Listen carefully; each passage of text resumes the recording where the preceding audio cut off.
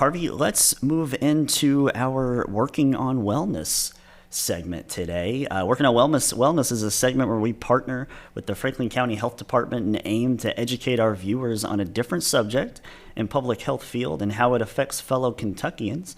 And today, our guest is Jimmy Chadwell with Voices of Hope in Lexington. Welcome to the show, Jimmy. Hey guys, thanks for having me. Yeah, thanks for being here. We're so glad to have you. Let's tell our viewers here, again, we're working on wellness with the Franklin County Health Department, but let's remind our viewers, tell them what Voices of Hope is. Voices of Hope is a recovery community center. It's based in Lexington, Kentucky, and we partner with the University of Kentucky Healing Community Study to serve different counties in the area, and the goal of the Healing Community Study, the overall goal is to reduce overdose deaths by 40% over the course of the study through the counties they serve. So where you it's the Voices of Hope in Lexington, but we're here in Franklin County. You guys are working with the health department. So where are y'all located here locally? I'm actually placed at the Franklin County Health Department Syringe Exchange Program at 100 Glens Creek Road. Here in Frankfort. We're open from 12 p.m. to 3 p.m. Monday through Friday.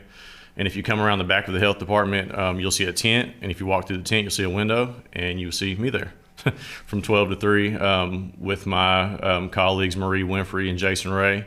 Jason's a health education coordinator. Marie is a syringe exchange program coordinator. And I'm a lead recovery coach with Voices of Hope and also an adult peer support specialist. So, Jimmy, explain to us how your services work there with Voices of Hope. Okay. So basically, if someone comes to the syringe exchange program, we offer recovery support services and recovery coaching services, which would help an individual that uses drugs or suffers from addiction to build their recovery capital. Those recovery support services may look like daily and weekly calls to check and see how the individual's recovery is going, linkage to medications for opioid use disorder like buprenorphine, methadone, naltrexone. You may have heard naltrexone referred to as Vivitrol. It's a monthly injection that blocks the opioid receptor and reduces cravings. We also connect participants to residential treatment options like 30-day inpatient treatment, detox services, etc. And also, a lot of what I do individually is connect participants to resources that can help with their recovery journey. So, for instance, if a participant comes to the syringe exchange program and they're a person that is currently experiencing homelessness, we can connect them with community resources such as the Franklin County Women's Shelter, the Simon House Emergency Shelter, or Access Men's Shelter. We can actually give them a housing application to apply for income-based housing.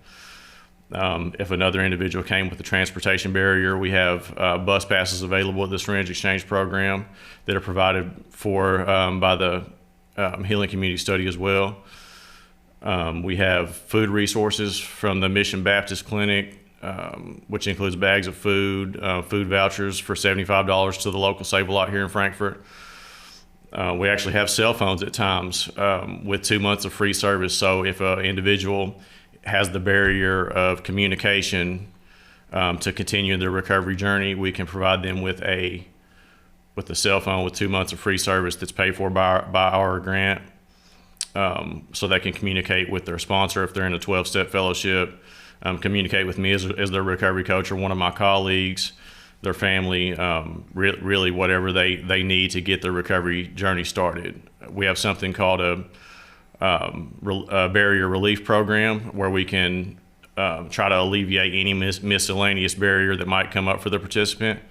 So for instance, yesterday I had a participant that didn't have money to get a driver's license that was seeking employment. And without a driver's license, we all know a lot of times you can't get hired on for a job if you don't have that identification. So we were able to give him the funding via our barrier relief program to purchase the ID so he can move on with this process of obtaining employment. That's amazing. So many just vital resources there. And Jimmy, you mentioned healing communities study, which we'll wrap back around to. We'll put a pin in that. But I really like what you said about aiding in the recovery journey, right? Because it is a journey. It's not a flip a switch and you're in recovery, right? Or you are recovered, so to speak. It's a journey, and I think having folks like you as a resource for individuals is just so huge, because I think it provides that accountability too, right? Absolutely. Yeah. It definitely does. That's part of what the daily and weekly phone calls consist of. Yeah. Because I know when I was early on in recovery, being a person in recovery myself, Voices of Hope called me before I ever started working for them, when they were early on in their in the beginning of the organization. Mm-hmm. And just having that weekly call for someone to say, hey, how's your recovery going? It reminds you that you're suffering from a disease that's often fatal, and it reminds you the seriousness of it, that a complete stranger would call me and ask how my recovery's going. Yeah. I also wanted to highlight harm reduction. Harm reduction is a term that you probably heard in the news a lot lately, on social media.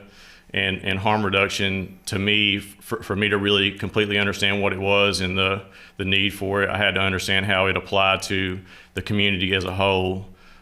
So someone who doesn't use drugs may use harm reduction in a manner such as applying chapstick to their lips to keep them from being chapped, sunscreen to their skin to prevent a sunburn. When on the other side of the coin, someone who does use drugs may use harm reduction in a manner that consists of having Narcan available to reduce an overdose, or to have sanitary using supplies to reduce the transmission of HIV, hepatitis C, and reduce the risk of infection as well. So it's really important for us to support these harm reduction efforts. We also have Narcan available, and obviously safe using supplies as well at the syringe exchange program, because if we don't help the individual stay alive, then they don't have the opportunity to get into recovery, and for us to provide them those recovery resources, because without Narcan and harm reduction, they won't be alive to access the resources. And we actually had Marie Winfrey on a couple weeks ago from the health department talking about the harm reduction syringe exchange program. Yeah, so we loved having her here. Yeah, and I mean, something that Marie talked about and you touched on, Jimmy, was how gaining the trust of the folks, right, really helps then be able to bring them along the journey to get help with other things, and really then they start to trust the people there to help make sure that they're looking out for their best interest, right? And do you see that every day when you talk to these guys, talk to these folks as they're going through their journey? Absolutely. Oftentimes they ask for me individually because they know that I'm in recovery. I try to make that one of the first things that I try to get across to them, because it's an easier way for them to build rapport, because they know that I've been through the same experience that they have. Mm-hmm. And that I'm on the other side of it now. I can just easily be in their position as well, but it's a lot easier for them to build trust and ask me for the resources they need. They don't feel as embarrassed because they know that I've been there myself. So I think it adds a little bit of approachability that wouldn't otherwise be there if I wasn't a person in recovery myself too. So. When Jimmy, you mentioned it earlier, we wanted to wrap back around to it, the Healing Communities study. What is that, and what's the overall goal of the study? So the University of Kentucky Healing Community Study is, we're actually in wave one of the study right now. We've partnered with them at Voices with the University of Kentucky to implement the study, and the overall goal of the study is to reduce overdoses by 40% over the course of the study in the counties that we serve. We're starting to plan wave two, so we'll be in 8 different counties. We're currently in the first 8 counties now, and then once wave two starts, we'll be in a separate set of counties. Yeah. Okay. And we've been talking about it. Again, we've got Jimmy Chadwell here with Voices of Hope. We've been talking about the impacts that you've seen really in this program. Just further expand on that, if you don't mind. Okay. So we've had the opportunity to sign up 113 participants since last February at the syringe exchange program. Upwards towards 20 of them have had 30-day or longer success in the treatment that we've linked them to.